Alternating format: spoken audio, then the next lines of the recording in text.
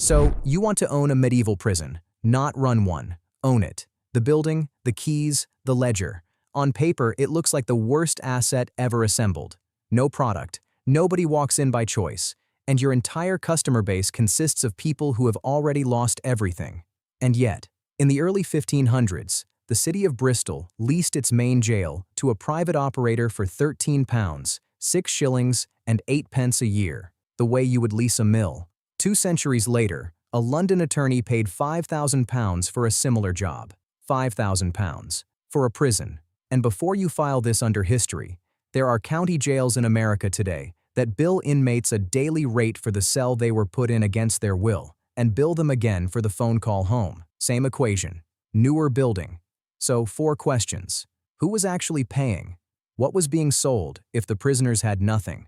Why did the price climb from a modest annual rent to a small fortune inside a few generations? And why did the man who paid that £5,000 end up locked in a cell himself? 2 answers here are wrong. The one that's left is why this business outlived the monarchy that built it. The first wrong answer is that the Crown pays you. When Henry II ordered every sheriff in England to build a jail in 1166, the Crown covered construction. Across 12 counties, the recorded spend runs between £2 and £5 each. The king specified royal timber, which cost him nothing. That is the entire capital budget for a county prison, less than the price of a good horse. Then the money stopped. No operating grant, and nothing for the running of the place. The second wrong answer is that you are paid to punish people. For most of the medieval period, imprisonment was not the punishment. The punishment was a fine, or the pillory, or the rope. Prison was the waiting room. It was where you sat until somebody decided what happened to you. So neither the Crown nor the sentence is paying you. Which leaves one source of revenue: the prisoners. Which raises the obvious problem. Your customers are broke, so what can you possibly sell them? Start with the Fleet, because you will be coming back to it. The Fleet was London's debtors' prison, and it ran for 600 years on a single idea. The man holding the keys drew no salary. At Hexham in 1332, the first recorded keeper was paid 2 pence for the job. His income came from a fee schedule, and the schedule starts before the prisoner is inside. There is a charge to enter, and a charge on arrival called garnish. At the Marshalsea, 8 shillings for a man. Pay it, and you get the fire. Don't, and you get the floor. Then the irons. Every prisoner you take in is chained. Not because every prisoner is dangerous, because the chains are a product. Taking them off costs money, and the industry has a word for that transaction: the easement of irons. Your prices vary wildly. Winchester, 1358, 5 pence once. Coventry, 2 pence. The county jail of Somerset, a shilling a week, every week, to stay out of them. And in the late 1400s, a man named Thomas Asplund petitioned for relief because the Sheriff of Cambridge had demanded £10 to take his irons off. £10. An agricultural laborer in that period earned around £2 in a year. The sheriff was asking for 5 years of a working man's entire life to unlock a bracelet. Then the food. You control the kitchen, and the kitchen is priced by rank. By the early 1600s, the Fleet ran a published weekly board rate. A lord paid £3, 6 shillings, and 8 pence. A knight, half that. A commoner, 5 shillings. 7 dinners for a lord cost 20 months of a laborer's life. He ate them in the same building as the man on the floor who could not find 8 shillings. And at the end, there is a fee to leave.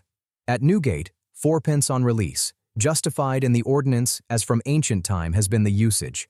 The gate charges him, the irons charge him, the fire charges him, the kitchen charges him by rank, the lamp charges him, and the door charges him on the way out. So look at what you are actually selling. Not custody, not justice. Relief. You sell relief from conditions you personally control. You put the chains on, then charge to take them off. You restrict the food, then sell the food. You control the darkness. And by 1393, London had to pass a rule banning jailers from charging prisoners for lamps and beds.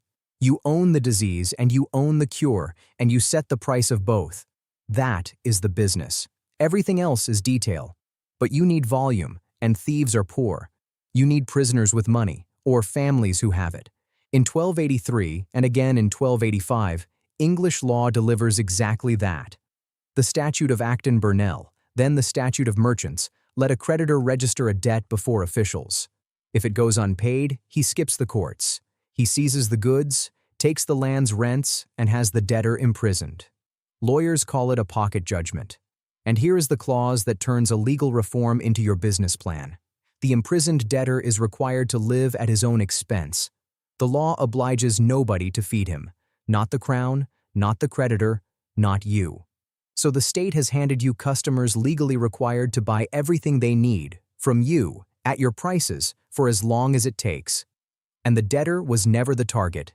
A man in your cell cannot earn. Locking him up recovers nothing. It applies pressure to everyone who loves him. The prisoner is the hostage. The family is the customer. Which is why the Fleet had a begging grate, a barred opening onto the street where your inmates begged from passers-by. You had outsourced your catering to the public. So that is the model at street level. Now find out what it is worth when the man in the cell is a king. In 1192, Richard I is captured on his way home from crusade and handed to the Holy Roman Emperor. The price is set at 150,000 marks of silver, between 2 and 3 times the total annual income of the English crown. But that is not the number that matters. This is. While the negotiation runs, King Philip of France offers the emperor 80,000 marks simply to keep Richard locked up longer. There is a competing bid, not to free the prisoner, to extend the detention, which tells you what you actually own. You own a position, and somebody outside will always pay you to hold it. So how do you get one?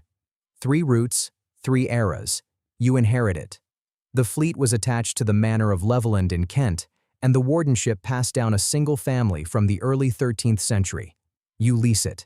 That is Bristol. £13, 6 shillings, and 8 pence to the corporation, and everything above that rent is yours. Nearly 7 years of a laborer's life, paid annually, for the right to run a building full of them. Notice there are 2 businesses here, not one. The corporation collects its £13 and takes no risk at all. The keeper takes everything else: the fever, the escapes, the riot, and every penny above the rent. The city sells the danger and keeps the income. Or you buy it outright, and this is where the numbers stop being medieval. The calendar of state papers records £3,000 paid for the keepership of Newgate. One account has the wardenship of the Fleet changing hands at the end of the 1500s for £11,000, 5,500 years of a laborer's income for one title. Then, in 1728, John Huggins sells the wardenship to Thomas Bambridge and a partner for £5,000, 25 centuries of a laboring wage for a building neither man built. You know what it returned, because Parliament later went through the books. Huggins had been drawing close to £3,000 a year from the rents of the prison precincts, plus £2,000 more in fees, £5,000 in, £5,000 a year out, a 1-year payback on a business that had run the same way for 5 centuries. Huggins worked this model correctly. He took the money for years, then took the exit. So why isn't everybody doing this? Because the model has 4 structural weaknesses, and everyone lands on you, the operator. Never on the corporation collecting the rent. The first weakness is that your inventory dies.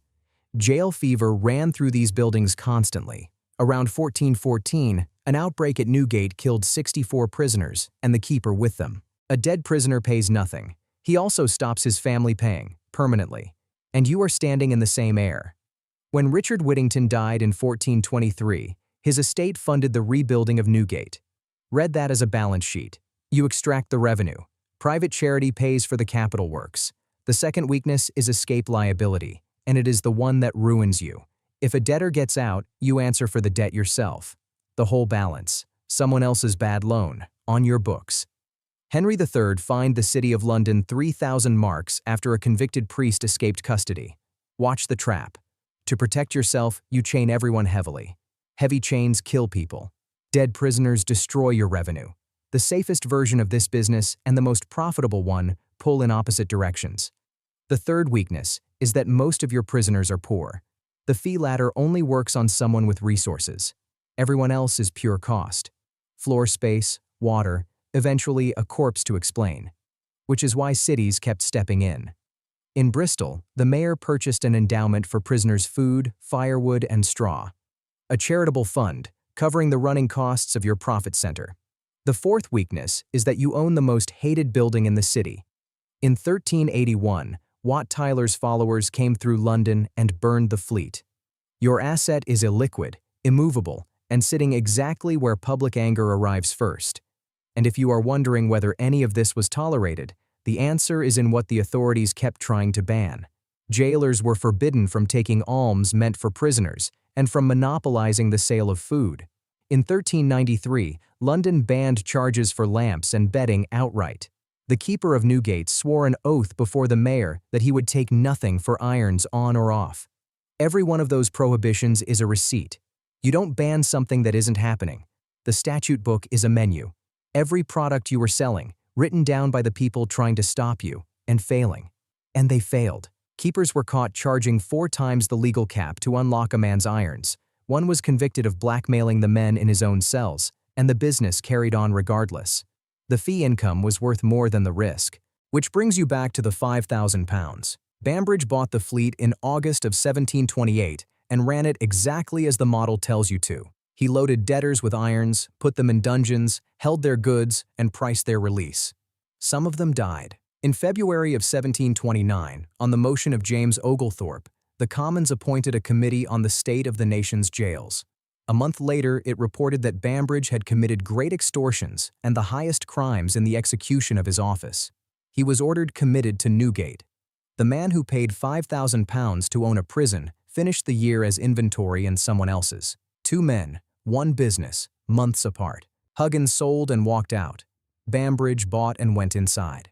Nothing separates them except timing, which is the risk you are buying. And here is the quietest fact in the story. Parliament removed Bambridge. Parliament did not remove the fee system. Keepers went on drawing their income from the people they held for another 100 years. They didn't punish the business model. They punished the man who ran it too visibly. And none of this is reconstruction. In 1729, Parliament went through the fleet's books line by line because they were building a case against the man who owned it. The most detailed account we have of how this business worked was compiled by the men trying to destroy it. So let's put a figure on it. 3 versions of this business, 3 very different lives. Version 1. A leased county jail. You pay around £13 a year and hold a dozen people, most of them broke. 4 can pay for iron relief and board. At Somerset rates, that is a little over £10 before the food margin. Call it £15 to £25 against a rent of £13. Against a laborer's £2, you are comfortable. You are not rich. You are a small-town publican whose customers happen to be locked in. Version 2. A city keepership. Newgate at £3,000. Volume. Condemned cells where the fees run highest. A drinking cellar inside your own walls. The latter finally has traffic enough to compound. Version 3. The fleet. $5,000 to buy, $5,000 a year back. Payback in 12 months, then pure yield, secured against a legal system that keeps delivering you fresh tenants who are forbidden by statute from leaving. That is why the price of these offices climbed to £11,000 inside 3 centuries, while the buildings barely changed. But look at what that $5,000 a year actually was. Not a fine, not a sentence, not a penalty imposed by any court. Rent, board, and service charges, collected from people who could not shop elsewhere, could not walk out, and could not negotiate. Your prison was never a place of punishment. Punishment was quick and public and happened outside. This was a private toll booth, built across the road out of somebody else's worst week, and you set the toll yourself. And it lasted, in that form, for 600 years. Not because anyone defended it, because a business that sells relief from suffering it manufactures itself has no competitor, no ceiling on price, and no reason to improve the product. And it never really ended. It just changed address. So read the statute book again, and read it as what it is. 600 years of men writing down, one by one, the things a keeper must never charge for. Every one of them was charged for again the next morning. That is not a body of law. That is a price list, kept by mistake.